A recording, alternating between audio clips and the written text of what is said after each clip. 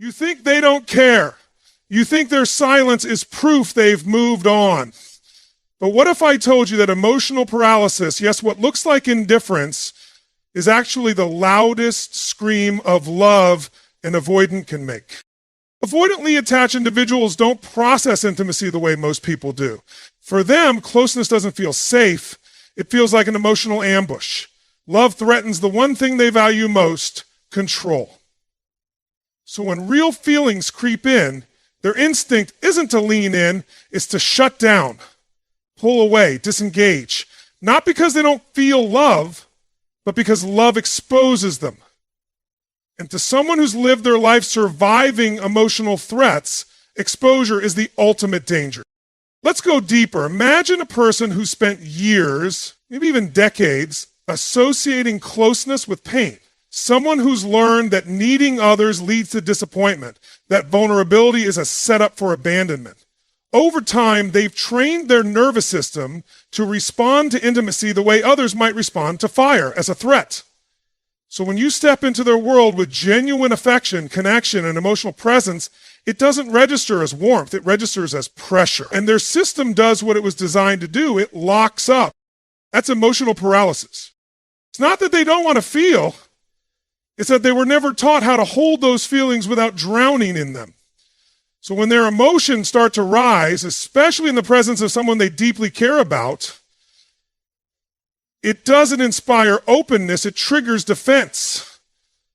That's when they go cold. That's when you get the blank stares, the delayed texts, the awkward silences, the I just need space talk that leaves you confused and hurt. But beneath all that distance is a mind spinning in overdrive. You see, an avoidant in love is like a soldier trained for battle suddenly being dropped into a peaceful garden. They don't trust the stillness. They're scanning for threats where there are none. And ironically, the more beautiful and safe the connection is, the more dangerous it feels. Because deep down, they believe this can't last, and if I fall, I won't survive it. That's the tragedy and the truth of avoidant love. Their coldness isn't a lack of emotion. It's a flood of emotion they don't know how to manage. They're not pushing you away because you mean nothing. They're pulling away because you mean too much. They're overwhelmed, not empty. And here's the shocker. This emotional paralysis is their love language. Not in a healthy way, but in a way that reflects how trauma rewires the brain. Where others might say, I love you and move closer, avoidants freeze and shut down. That shutdown is their nervous system's attempt to protect them from the vulnerability that love demands. It's a backwards form of intimacy that says, I care too much to stay present because staying present feels like walking through fire. Now, if you're on the receiving end of that shutdown, you're likely feeling rejected, maybe even abandoned. But here's the pivot. If you take their paralysis personally, you'll miss the deeper truth. And worse, you'll start to doubt your worth. You'll start to believe you were the problem. But in reality, it's the avoidance war with themselves that's playing out in front of you. Love isn't absent, it's hiding behind fear. You want to know if they care? Watch how they wrestle with themselves when you offer them love. Watch how they freeze when the moment gets too intimate. Watch how they delay responses, not to hurt you, but because their system is flooded and they need to shut down to survive the emotional weight. These are signs, not of indifference, but of an internal storm that you've triggered simply by being real. And here's the kicker. Most people walk away right before the breakthrough, right before the avoidance starts to feel safe, right before their guard begins to soften, because that frozen exterior is so convincing, so cold, so numb, that it's easy to believe there's nothing underneath it. But there's always something underneath it. Always. And usually, it's love wrapped in layers of fear, control, and unhealed wounds. So what do you do with this knowledge? You stop chasing their behavior and start understanding their blueprint. You stop making their paralysis about your inadequacy and start recognizing it as a signal of their internal chaos, You learn to distinguish between rejection and protection, because what looks like pushing you away may actually be a desperate attempt to keep themselves intact. Let that sink in. If you're going to love someone with an avoidant attachment style, you need to see past the frost and recognize what it's hiding, because sometimes the most heartless behavior is the most heartfelt cry. And the person who looks like they couldn't care less may actually be the one who's terrified they care too much. Emotional paralysis isn't the absence of love.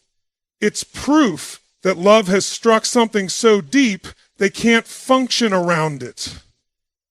Don't confuse frozen for indifferent. Sometimes the stillest surface hides the deepest ocean. And let's break a psychological pattern most people never see coming. Because when avoidants push you away, it's not always to get rid of you. Often they're doing something far more self-sabotaging. They're testing whether you'll abandon them first. This is one of the most painful paradoxes of avoidant attachment. On the outside, it looks like they're done, cold, dismissive, unbothered. But on the inside, they're actually terrified of being left. So what do? They preemptively push you away, because if you leave now, at least they were the ones who created the distance. It gives them the illusion of control over the one thing they've never been able to regulate: emotional abandonment. See, you've got to understand that avoidants don't just avoid closeness, they expect loss. From an early age, they internalize the belief that emotional safety isn't consistent, that closeness comes at a cost, that love always carries an expiration date. So when they start to fall for someone, their subconscious doesn't celebrate it. It activates defense mode. It starts to whisper, what if they leave? What if they change? What if I let my guard down and get crushed? Rather than sit with that fear, they act on it. But not in the way a secure person would. A securely attached individual might express vulnerability, ask for reassurance, or communicate fears directly. An avoidant doesn't have that internal software. So instead, they initiate distance. They criticize. They ghost. They withdraw. Not because they want to lose you, but because they're bracing for a loss they've already convinced themselves is inevitable. This is the twisted irony. By pushing you away, they're secretly hoping you'll prove them wrong. It's a form of emotional reverse engineering. If I act like I don't care, will you fight for me? If I create distance, will you still stay close? These are not conscious thoughts. They are deeply wired emotional defense mechanism, shaped by a lifetime of relational uncertainty. But here's where it gets even deeper. That push-pull behavior is more than fear. It's self-fulfilling prophecy. When avoidants test your love through rejection, most people eventually give up. And when that happens, the avoidant gets to say, see, I knew it. No one stays. They confirm their own narrative, even though they were the one who set the stage for it. And this is why so many people walk away from an avoidant feeling confused, broken, and wondering, did I ever matter to them? Let's say something. If you didn't matter, they wouldn't try to sabotage it. Avoidants only push away the people who get too close. They only distance themselves from the ones who crack through the surface. If you triggered their defense system, it means you got under their skin. You touched a part of them they've spent years hiding. That's not rejection, that's exposure. That's fear dressed in cold behavior. So what does this mean for you? It means you have to stop taking the distance personally. You have to understand that their behavior says more about their trauma than your worth. The challenge is not to decode their actions, it's to hold your ground in your own truth. You are not their fixer, you are not their therapist, but you are the mirror. And when someone who's avoidant sees themselves reflected through the eyes of real love, they often recoil, not because they don't want love, but because they don't believe they deserve it. Now, this doesn't mean you tolerate emotional abuse or chronic neglect. Boundaries still matter, silence still speaks, but if you're going to deal with an avoidant and not lose yourself in the process, you've got to separate your value from their behavior. Just because they test you doesn't mean you have to pass. Sometimes walking away with self-respect is more powerful than staying to prove a point. The bottom line is this.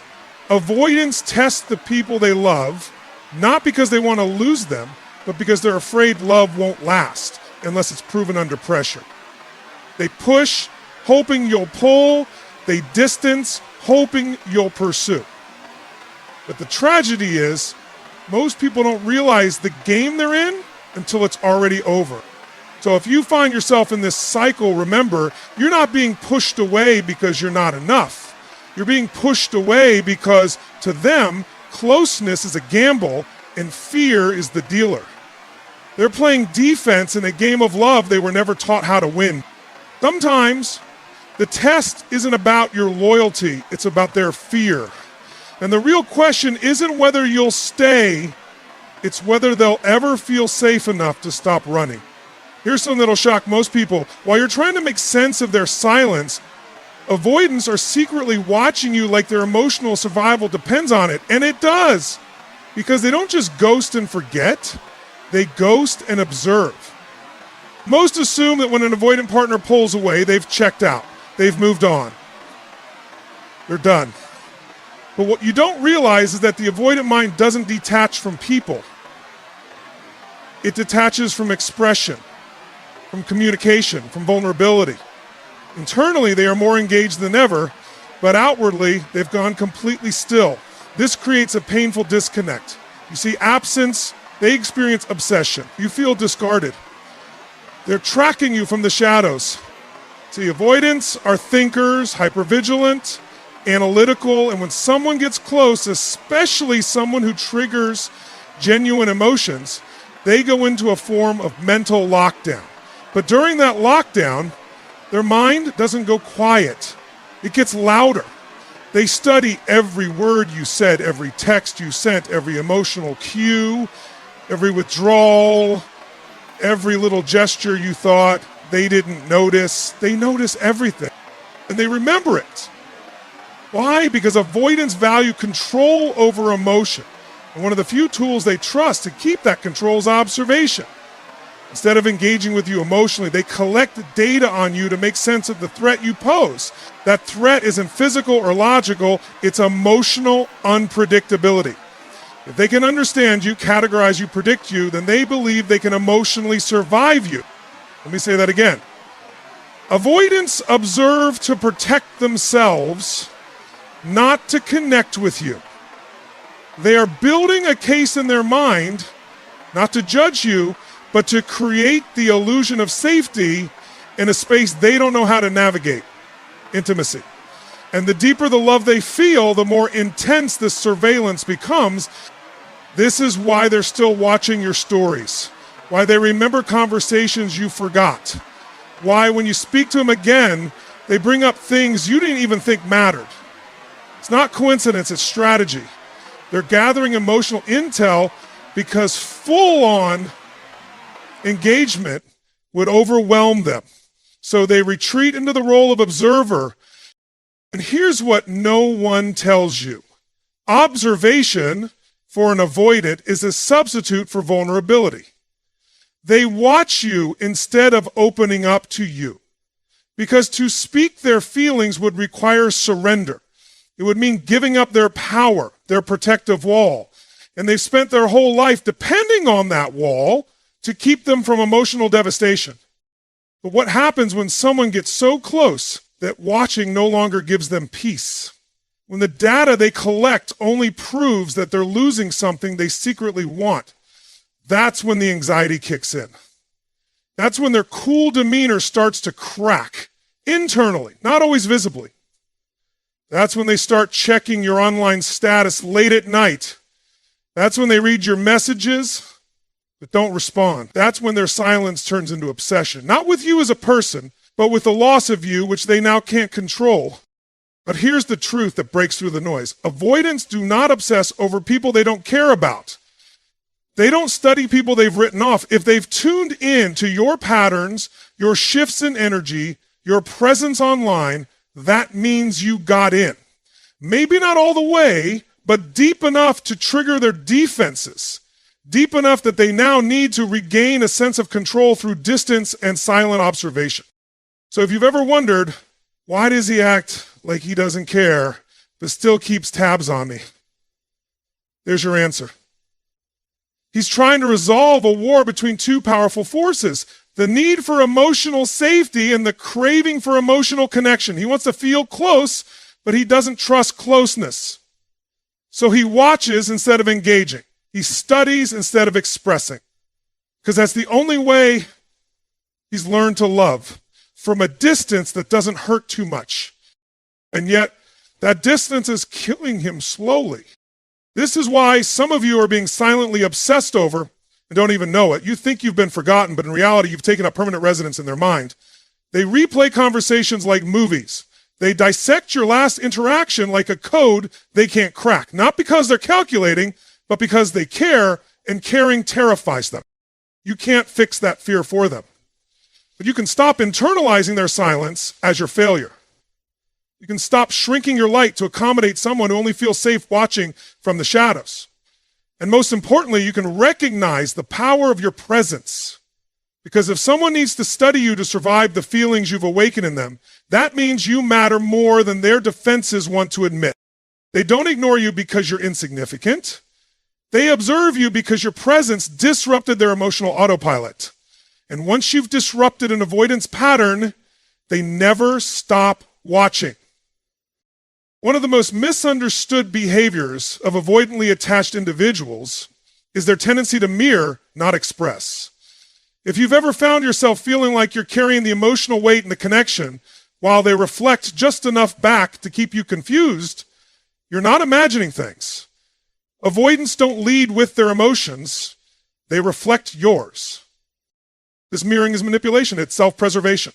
At their core, avoidants are not emotionally vacant. They're emotionally cautious. They don't step forward unless they feel 100% safe, and here's the catch. They rarely ever feel completely safe. So instead of opening up and risking rejection, they take a different route. They wait. They read. They assess. And once they see how you move, how you love, how you express, they reflect bits and pieces of it back. It's like an emotional echo. You say, I miss you, and suddenly they respond with, I was thinking about you too. But notice, it never comes first. It rarely comes with depth. Because initiating vulnerability is the one move that costs them control. And for avoidance, control is their currency. It's their armor. It's the last wall standing between them and what they fear most, emotional exposure.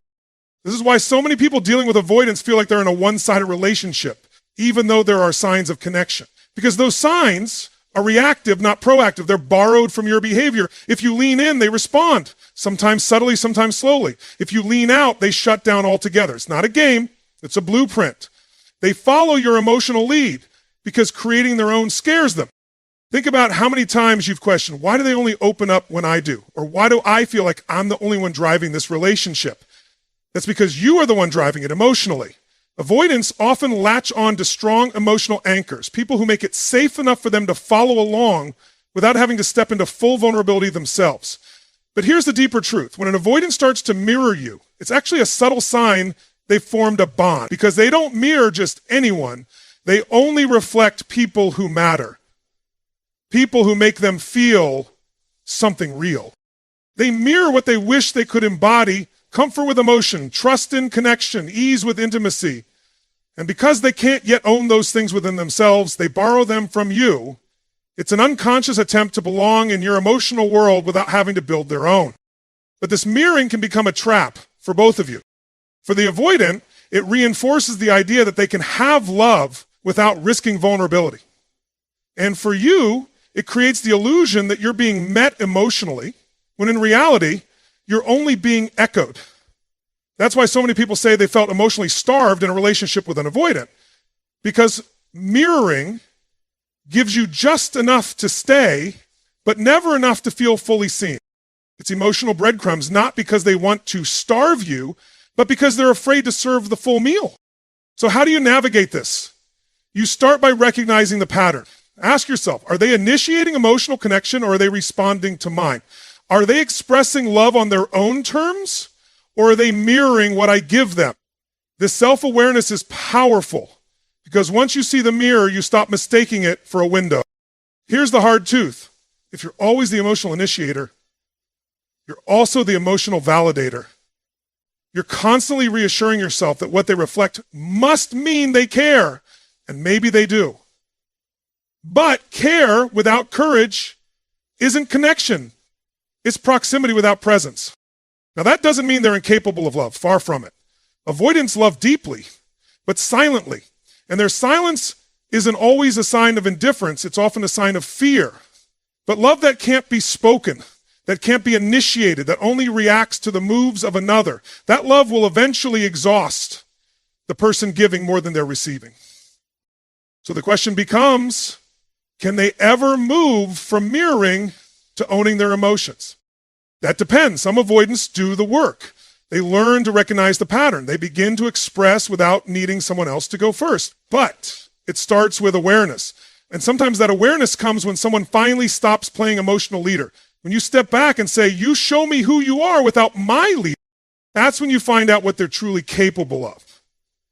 Because without your emotional guidance, the mirror shatters and all that's left is their real emotional posture. Some rise, some retreat. But at least then, you're no longer dancing with your own reflection. Mirroring feels like connection, but it's only a shadow of it. Until an avoidant learns to lead with their heart instead of hiding behind yours, love remains a performance, not a partnership.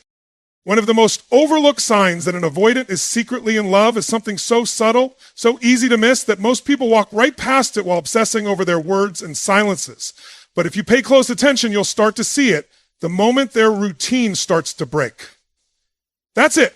The number one indicator that love is disrupting their defenses is when their patterns, their carefully built emotional rituals, start to crack under the pressure of their feelings for you. Avoidants live in control. Control is how they stay emotionally regulated. Predictability is their safety net. They've constructed their daily habits, social responses, and even texting frequency with the precision of someone trying to avoid emotional chaos. That structure isn't random. It's their fortress. And for most of their life, that fortress works. It keeps them from feeling too much, attaching too deeply, or getting too vulnerable until someone comes along who makes them feel anyway. That's when the disruption begins. At first, it's small. Maybe they text at a time they usually wouldn't. Maybe they respond quicker than normal. Maybe they bring up something personal, just a sliver of vulnerability, and it throws you off because it seems out of character. That's not coincidence. That's not a slip. That's a crack in the armor. And avoidants hate those cracks. Because when their routines start to shift, it means their emotional landscape is changing, and they don't like unpredictable emotional terrain. So instead of celebrating the change, they panic. Internally, they feel out of sync, exposed, like the emotional walls they've built are suddenly too thin to protect them. But that disruption is the sign. That's the moment you need to zoom in on. Avoidants aren't like the emotionally secure who express love with clarity. They don't come with decorations. They come with disruptions. Love doesn't show up as a confession. It shows up as confusion in their patterns. Think of it like this. For someone who operates an emotional autopilot, anything that forces them to feel or act outside of their emotional programming is a red flag to themselves. And yet they still do it. They still send that late night message. They still break their rule about calling. They still ask about your day when normally they'd avoid small talk. That's not them being inconsistent. That's love overriding fear for a brief moment. But here's the philosophical depth behind this pattern. Love, in its truest form, always disrupts. It doesn't just soothe or satisfy. It exposes. It shakes things loose. And for the avoidant, love threatens their illusion of self-containment. They've built their lives around needing no one, relying on no one, trusting no one. So when genuine emotion arrives, their body doesn't say, this is safe. It says, this is danger. And still, something inside them moves anyway. That movement, that break in routine, is the rebellion of their heart. And let's be real, they hate it, not you, the disruption, because they've spent so long making sure nothing like this ever happens again. Many avoidants have experienced childhood dynamics where needs weren't met, or where expressing vulnerability led to emotional abandonment or punishment. So they learned emotions are risky, connection equals pain, and that blueprint governs them into adulthood like a silent dictator. But love doesn't ask for permission, it just enters. And when it does, even the most emotionally rigid start to shift in ways they can't always explain. That's why so many avoidants ghost after showing affection. Not because the affection wasn't real, but because it was. And that scares them. They didn't mean to break their pattern. They didn't mean to care that much, but now they're in too deep. And instead of processing that like a secure individual, they hit the eject button. It's not rejection, it's emotional recoil. The pattern snapped, and now they're scrambling to rebuild it. But here's the insight I want you to carry with you. If their routine is cracking, their feelings are rising. And while it may not look like love to you, it is for them. Because for someone who thrives on emotional detachment, even the smallest expression is monumental. It may not come dressed in poetry or romantic gestures, but if they're breaking their rhythm, if they're acting just a little out of character, that's not random. That's their version of love leaking out from under the door they've been holding shut for years. And the hard truth, that door rarely bursts open. But the leaks, the breaks in routine, those are the signs that something real is happening behind the scenes.